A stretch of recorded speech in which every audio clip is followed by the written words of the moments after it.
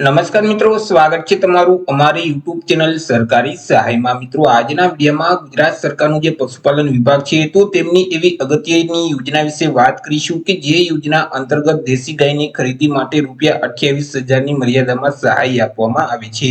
યોજના વિશે આપણે તમામ માહિતી આજના વિડીયોમાં મેળવશું, પરંતુ તે પહેલા વિડીયો ગમે તો લાઈક અને શેર કરી દેજો, ચેનલમાં નવા હોય તો ચેનલને સબસ્ક્રાઇબ કરી દેજો। તો ચાલો મિત્રો, વિડીયોની શરૂઆત કરીએ। તો સૌથી પહેલા મિત્રો આપણે વાત કરી લેશું આજે દેશી ગાયની ખરીદી માટે સહાય આપતી યોજના છે તે યોજનાનો મુખ્ય હેતુ શું છે।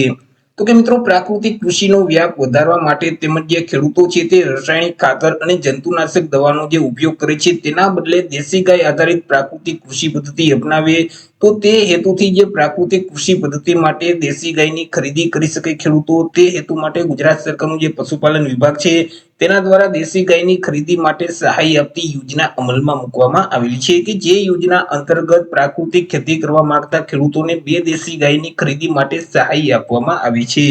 વાત કરી લઈએ આપણે યોજનાના લાભ વિશે કે આ યોજનાનો લાભ છે તે કોને કોને મળવાપાત્ર થશે। તો કે યોજનાનો લાભ છે તે પ્રાકૃતિક ખેતી કરવા માંગતા રાજ્યના કોઈ પણ વર્ગના ખેડૂત ખાતેદારોને મળવાપાત્ર થશે। પછી તે કોઈ પણ વર્ગના ખેડૂતો હોય, એસસી, એસટી, ઓબીસી, ઈડબ્લ્યુએસ કે જનરલ, પરંતુ તે ખેડૂતો પ્રાકૃતિક ખેતી કરવા માંગતા હોય, પ્રાકૃતિક ખેતી કરતા હશે તો ત્યારે તે ખેડૂત આ યોજનાનો લાભ છે તે મેળવી શકે છે। યોજનાનો લાભ છે તે કુટુંબમાંથી આજીવનમાં કોઈ પણ એક જ વ્યક્તિને મળવાપાત્ર થાય છે। જો કુટુંબમાંથી અગાઉ ક્યારેય કોઈ પણ સભ્યએ આ યોજનાનો લાભ મેળવી લીધેલ હશે તો ફરીથી ક્યારેય આ યોજનાનો લાભ છે તે મળવાપાત્ર થતો નથી।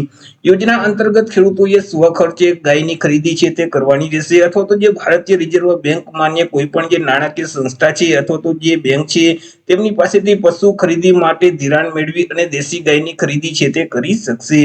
વાત કરી લઈએ મળવાપાત્ર સહાય વિશે કે યોજના અંતર્ગત કેટલી સહાય આપવામાં આવી છે। તો કે આ યોજના અંતર્ગત 2 દેશી ગાયની તમે જે ખરીદી કરો છો તેની પાછળ જે કુલ ખર્ચ થયેલ છે તે કુલ ખરીદ કિંમતના 35% લેખે સહાય છે તે આપવામાં આવશે, અથવા તો વધુમાં વધુ ₹28,000ની મર્યાદામાં સહાય મળવાપાત્ર થશે। 2 રકમમાંથી જે રકમ ઓછી હશે એટલી ખેડૂતોને સહાય છે તે આપવામાં આવશે અને સહાયની રકમ છે તે સીધી ડીબીટીના માધ્યમથી ખેડૂતોના બેંક ખાતામાં જમા કરાવી દેવામાં આવશે।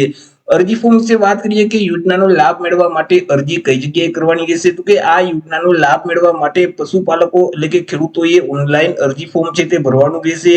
ઓનલાઈન અરજી ફોર્મ જે આઈ ખેડૂતનું પોર્ટલ છે iKhedoot.gujarat.gov.in નામની જે વેબસાઇટ છે તે વેબસાઇટ ઉપર જઈ અને ઓનલાઈન અરજી કરી દેવાની રહેશે। વર્ષ 2026-27 માટે ઓનલાઈન અરજી ફોર્મ શરૂ કરવામાં આવેલા છે। 27/3/2026 થી અરજી ફોર્મ શરૂ કરવામાં આવેલા છે અને 15/6/2026 સુધી તમે ઓનલાઈન અરજી ફોર્મ ભરી શકશો। હવે જ્યારે તમને ડોક્યુમેન્ટ અપલોડ કરવાનું કહેવામાં આવે તો તમારે આઈ ખેડૂતના પોર્ટલ ઉપર કયા કયા ડોક્યુમેન્ટ અપલોડ કરવાના રહેશે।